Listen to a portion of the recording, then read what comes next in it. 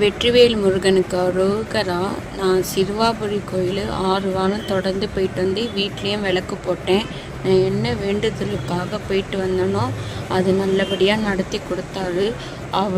அவரோட அருள் எனக்கு நல்லபடியாக கிடச்சிது. அந்த வேண்டுதல் என்னன்னு பார்த்தீங்கன்னா, நாங்கள் வாடகை வீட்டில் தான் இருக்கோம். எங்களுக்கு வீடு நல்ல வீடாக வேணும். வாடகை வீடாக இருந்தாலும் சரி, ஏன்னா நாங்கள் அந்தளவுக்கு வசதி இல்லை. எங்களுக்கு வாடகை வீடு நல்ல வீடாக அமையணும்னு நான் விட்ட கேட்டு நான் 6 வாரம் போயிருந்தேன்.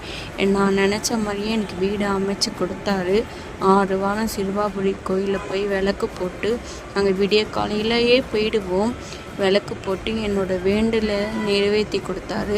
அதே போல் நாங்கள் புது வீட்டுக்கு வந்துட்டோம். புது வீட்டுக்கு வந்து எனக்கு தெரிஞ்ச மாதிரி நான் பால் காய்ச்சினேன்.